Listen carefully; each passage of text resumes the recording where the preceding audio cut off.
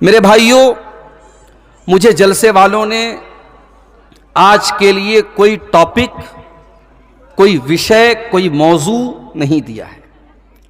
मेरे ऊपर छोड़ दिया कि आप जो मौजू समझे मुनासिब उस पर गुफ्तगू करें। और मुझे इस वक्त जो सबसे अहम टॉपिक और सबसे अहम उन्वान जिस पर इस वक्त हम सबको गौर करने की ज़रूरत है, मुल्क के हालात को सामने रख करके अगर कोई मौजू हमें समझ में आता है तो वो ये है कि अल्लाह की मदद कब आएगी। हम और आप देख रहे हैं कि हमारी मसाजिद का मामला कहां तक पहुंच चुका है। अब सिर्फ 3 मस्जिदों की बात नहीं रह गई।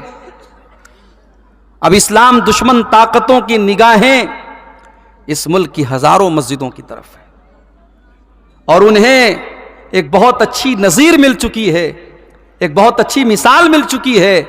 उनकी हिम्मत और हौसले बहुत बुलंद हैं और आने वाला वक्त हमारे लिए बड़ा चैलेंजिंग है मेरे भाइयों। फिर हम ये भी देख रहे हैं कि आज मुल्क में 2 तरीके के कानून चल रहे हैं। एक जुर्म एक कम्युनिटी का इंसान करता है, उसके ऊपर बहुत हल्का केस होता है, पुलिस और प्रशासन उसको लेकर के बहुत ज्यादा टाइट नहीं होता। वही जुर्म और वही काम अगर दूसरी कम्युनिटी का कोई इंसान करता है, और मैं खुल के कहूं अगर वही काम मुसलमान अगर करता है तो बहुत बड़ा अपराध बन जाता है। और अब तो हालात ये हैं कि शायद दुनिया की तारीख में कभी ऐसा इंसाफ नहीं देखा गया होगा कि जुर्म कोई करे और उसकी सजा उसके पूरे घर वालों को दे दी जाए, उसके छोटे छोटे बच्चों को बेघर कर दिया जाए, उसके घर की औरतों को बेघर कर दिया जाए। जिस घर और मकान को बनाने में इंसान का खून पसीना सर्फ होता है, इंसान की गाड़ी कमाई खर्च होती है, पल भर में उस घर को मेरे भाइयों वीरान कर दिया जाता है और चटियल मैदान कर दिया जाता है। इंसाफ का यह नमूना इस वक्त अपने मुल्क में हम देख रहे हैं। यह मुल्क मेरे भाइयों हमारा है। और किसी शायर ने बड़ी सच्ची बात कही थी, हम खून की किस्तें तो कई दे चुके, लेकिन ऐ अर्ज़ वतन कर्ज तेरा अब भी अदा नहीं होता। ऐ अर्ज़ वतन अब भी तेरा कर्ज अदा नहीं हो रहा है। हम खून की बहुत सारी किस्तें तेरे ऊपर निछावर कर चुके हैं। बहुत सारे हमारे, कोई ब्रिगेडियर उस्मान था, कोई कैप्टन अब्दुल हमीद था, और कोई हमारा, कितने हमारे मुसलमानों के नौजवान सरहदों पर जिन्होंने अपनी जानें गंवा दी इस मुल्क की हिफाजत के लिए। और आज इस मुल्क में उस मुसलमान से ये कहा जाए कि ये मुल्क तेरा नहीं है, इस मुल्क में तेरा कोई काम नहीं है, तू अजान नहीं दे सकता, तू नमाज नहीं पढ़ सकता, तू अपने दीन और ईमान पर कायम नहीं रह सकता। ये सवाल आज उस मुसलमान से किया जा रहा है। मेरे भाइयों, बड़ी नाजुक घड़ी है। जरा तारीख के पन्ने उल्टो, 1400 साल पहले चलो। अभी मोहम्मद रसूलुल्लाह अरब की धरती पर नहीं आए हैं। अभी अल्लाह के आखिरी नबी दुनिया में उनका जन्म नहीं हुआ है। आपके जन्म से 40 या 50 दिन पहले का वाकया है। यमन का एक बादशाह है, उसका नाम अब्रहा है। उसको मालूम हुआ कि अरब की धरती पर खाने काबा नाम की एक बिल्डिंग है, एक इमारत है, और उस खाने काबा का तवाफ लोग करते हैं, लोग हज करते हैं, लोग उम्रा करते हैं।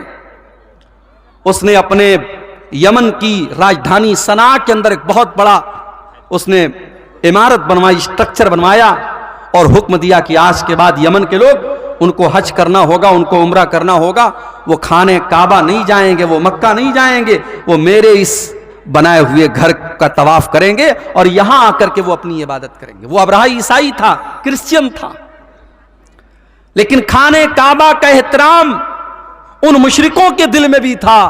वो मुशरिक थे, वो बुतों के पुजारी थे, मगर खाने काबा के बारे में उनका यह अकीदा था कि अल्लाह की इबादत का पहला घर है।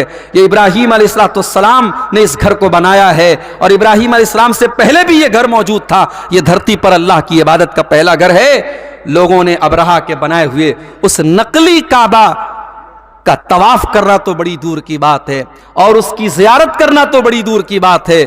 लोगों ने इतनी इंसल्ट की कि उसके उस इमारत के अंदर जाकर के उन्होंने पाखाना कर दिया, पेशाब कर दिया, गंदगी कर दी।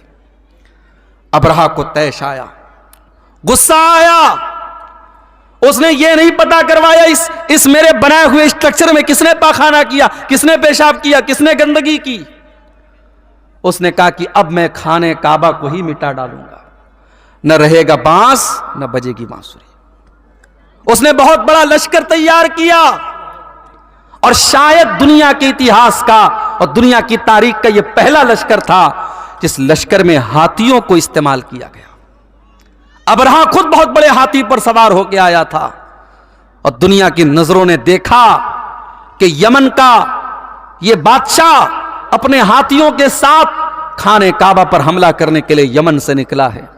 और जब मक्का की सरहदों में दाखिल हुआ, इसके सिपाहियों ने कुछ ऊंटों को पकड़ लिया। कुछ ऊंट थे वहां पर, उन ऊंटों को पकड़ लिया और उन ऊंटों को अपना बना लिया। वो ऊंट किसके थे? वो अल्लाह के रसूल के दादा अब्दुल मुत्तलिब के ऊंट थे। अब्दुल मुत्तलिब को पता चला अबरहा के सिपाहियों ने मेरे ऊंटों को पकड़ लिया है। अब्दुल मुत्तलिब आते और अबरहा से कहते हैं, अबरहा मेरे ऊंट मुझे वापस कर दो। अबरहा को मालूम था अब्दुल मुत्तलिब खाने काबा के मुतवल्ली हैं, खाने काबा की चाबी उनके पास रहती है। अय अब्दुल मुत्तलिब, मैं तो तुम्हें बहुत नेक इंसान, बहुत अच्छा इंसान समझता था, तुम तो बहुत मेरे मियार से बहुत कमतर निकले। ऐ अब्दुल मुत्तलिब, तुम्हें मालूम है मैं यमन से चल करके तुम्हारे खाने काबा को गिराने आया हूं, जिस खाने काबा को तुम अल्लाह का घर मानते हो, जिस खाने काबा को तुम इतना एहतराम करते हो कि तुम उसका तवाफ करते हो और हज और उम्रा करते हो। ऐ अब्दुल मुत्तलिब, उस खाने काबा की तुमको कोई चिंता नहीं है और तुम अपने ऊंटों को मेरे पास लेने के लिए आए हो। इसका मतलब यह हुआ कि तुम्हें अपने ऊंटों से ज्यादा प्यार है, तुम्हें खाने काबा से कोई प्यार नहीं है। अब जरा जवाब सुनना अब्दुल मुत्तलिब का। अब्दुल मुत्तलिब मुसलमान नहीं थे, उसी अपने खानदान के मजहब पर थे, अपने बाप दादा के मजहब पर थे, बुत परस्ती वाले मजहब पर थे, इस्लाम पर नहीं थे वो। लेकिन उन्होंने जो जवाब दिया है वो जवाब बड़ा माकूल जवाब था। कहा कि ऐ अबरहा, मैं ऊंटों का मालिक हूं, ऊंटों की हिफाजत मेरे जिम्मे थी, इसलिए मैं अपने ऊंट लेने आया हूं। जहां तक खाने काबा की बात है, इन्न लहू रब्बन यहमीही, इस खाने काबा का एक परवरदिगार है, एक रब है, वो अपने घर की हिफाजत करना जानता है, मुझे उसकी चिंता करने की जरूरत नहीं है। और फिर चश्मे फलक ने वो मंजर भी देखा। अबरहा अपने हाथियों से जब इशारा करता है, हाथी शाम का रुख करने के लिए तैयार है, हाथी जो है यमन की तरफ वापस जाने के लिए तैयार है, हाथी तीनों डायरेक्शन में जाने के लिए तैयार है। मगर हाथी को जब यह कहा जाता है तू खाने काबा की तरफ चल, हाथी 1 इंच चलने के लिए तैयार नहीं है, 1 इंच हाथी आगे बढ़ने को तैयार नहीं है। उसके बाद दुनिया की नजरों ने यह देखा, हाथियों पर आए हुए उस लश्कर का खात्मा करने के लिए अल्लाह ताला ने बारूद नहीं बरसाया, अल्लाह ताला ने तोप के गोले नहीं बरसाए, अल्लाह ताला ने फरिश्तों की फौज को नहीं भेजा, बल्कि अल्लाह ने कैसे अपना अजाब नाजिल फरमाया। अलम तरा कैफ फ़अल रब्बुका बिअस्हाबिल फील, ऐ नबी क्या आपने देखा कि अल्लाह ताला ने हाथी वालों के साथ क्या किया। अलम यजअल कैदहुम फी तज़लील, ऐ नबी वो तो बहुत बड़ी बड़ी चालें और बहुत बड़ी बड़ी प्लानिंग बना करके आए थे, अल्लाह ने उनकी सारी प्लानिंग को नाकाम कर दिया। व अरसला अलैहिम तैरन अबाबील, और अल्लाह ताला ने उनके ऊपर चिड़ियों का झुंड भेज दिया, छोटी छोटी चिड़ियां उनके ऊपर भेज दी। तरमीहिम बिहिजारा, जो अपने चोंच में और अपने पंजों में छोटी छोटी चने के बराबर की कंकरियां उनके ऊपर गिराती चली जाती थी और वो छोटी छोटी कंकरियां एटम बम बन करके उनके ऊपर बरसती चली जाती थी। जिसके ऊपर वो पत्थर गिरता था, वो कंकरी गिरती थी, वो वहीं पर मर करके खत्म हो जाता था।